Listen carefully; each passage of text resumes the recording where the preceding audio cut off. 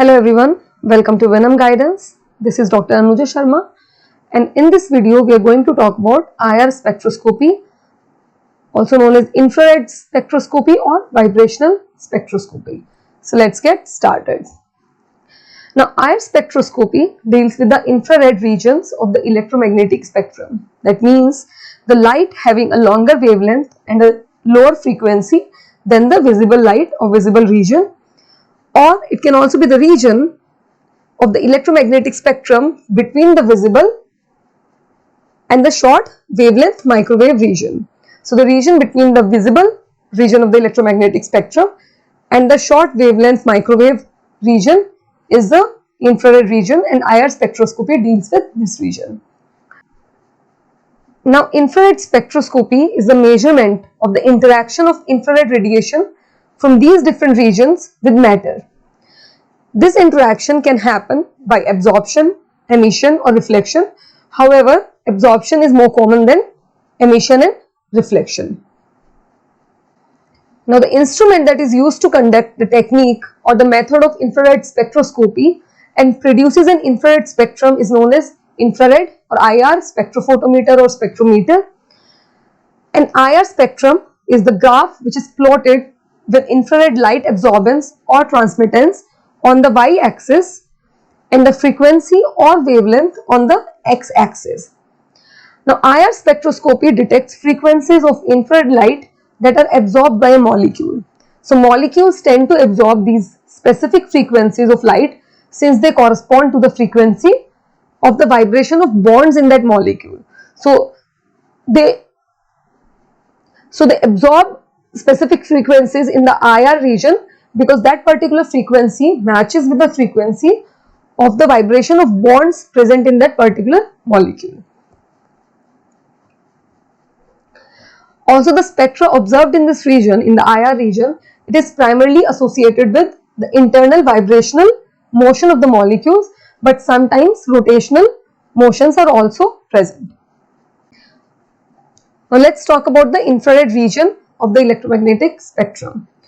Now the IR portion of the electromagnetic spectrum, it is usually divided into three regions: the near, mid and far infrared regions, which are named for the relation to the visible spectrum. So the nearest to the visible spectrum is near, and then the mid and far IR regions.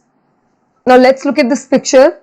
The near infrared region is the higher energy region, which is nearest to the visible region, and it is approximately 0.7 to 2.5 micrometer wavelength region, and this can excite overtone, or it can also have a combination modes of molecular vibrations.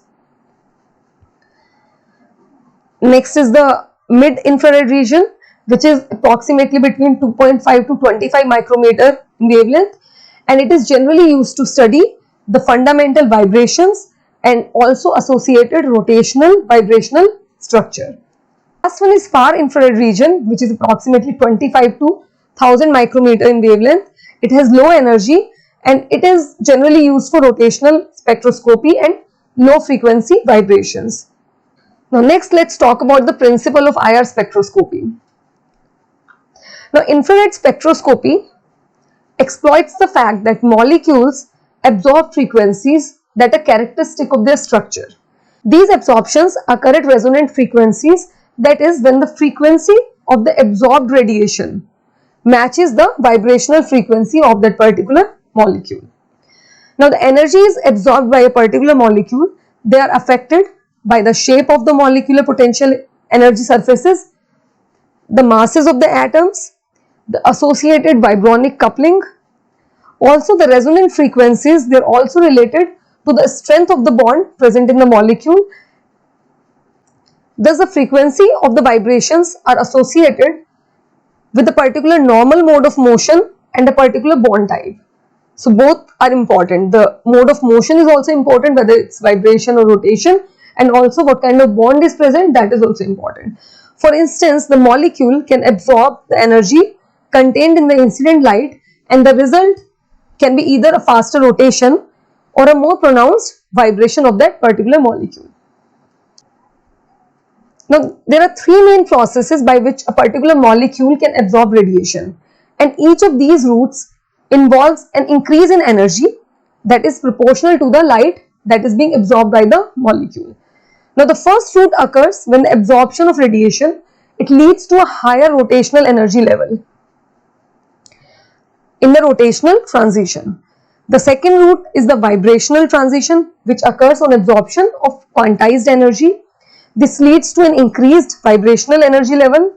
And the third route involves electrons of molecules being raised to a higher electron energy, which is the electronic transition. So you have rotational transition, you have vibrational transition, and you also have electronic transition. Now, it is very important to remember that the energy in all these kinds of transition, it is quantized, and the absorption of radiation causes a molecule to move to a higher internal energy level. This is achieved by alternating electric fields of the radiation interacting with the molecule, and thus it causes a change in the movement of the molecule, for example, rotation or vibration. So there is a change in the electric field which results in the change in movement of the molecule. Now, there are multiple possibilities for the different possible energy levels for the different types of transition. Now, these energy levels can be rated in the following order. The electronic transitions have the highest energy, then the vibrational transition, and then the rotational transition. The rotational transition have the lowest energy. Now, each of these transitions differs by an order of magnitude. As is clear from this image, rotational transitions, if you look here, these occur at lower energies or longer wavelengths, and this energy, it is insufficient and cannot cause vibrational and electronic transitions. But vibrational and electronic transitions, they require higher energies. So vibrational occurs in near and mid infrared regions, and the electronic transitions, they usually occur in ultraviolet regions of the electromagnetic spectrum. Now, the energy of the IR radiation, it is weaker than that of visible and ultraviolet radiation, and so the type of radiation produced is different. Now, the absorption of IR radiation is typical of molecular species that have a low or small energy difference between the rotational and vibrational state, as you can see from here. The difference in energy between rotational energy level and vibrational energy levels is very low. However, it is very high between the rotational and electronic, and between vibrational and electronic energy levels. Now, an important criteria for IR absorption is a net change in dipole moment in a molecule as it vibrates or rotates. See, the energy required to excite the bonds belonging to a molecule and to make them vibrate with more amplitude occurs in the infrared region. But a bond will only interact with the electromagnetic infrared radiation if it is polar in nature. So, the presence of a separate areas of partial positive and negative charge in a molecule that allows the electric field component of the electromagnetic wave to excite the vibrational energy of the molecule. And this change in the vibrational energy, it leads to another corresponding change in the dipole moment of that given molecule which is absorbing the IR radiation. And the intensity of absorption will depend on the polarity of the bond. So, more the polarity of bond, more will be the intensity of absorption in the IR region. Now, a particular molecule, it can vibrate in many different ways, and each way is known as a vibrational mode. So, for molecules with n number of atoms, linear molecules have 3n minus 5 degrees of vibrational modes, whereas non-linear molecules will have 3n minus 6 degrees of vibrational modes. Vibrational motions are defined by stretching and bending modes. These movements are easily defined for diatomic and triatomic molecules. However, they are more complex for more complex molecules with more than 1 or 2 bonds.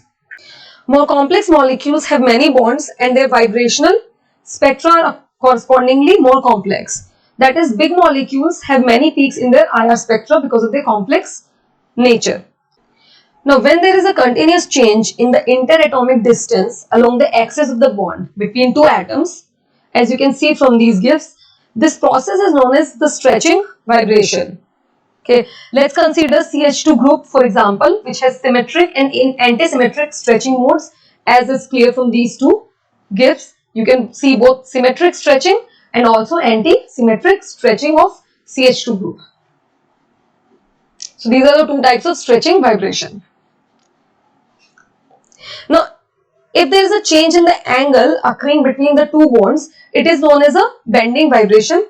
There are 4 different types of bending vibrations present, known as wagging, twisting, rocking and scissoring, as is clear from all these gifts. So you can see scissoring from the first one, then there is rocking, then wagging and then twisting.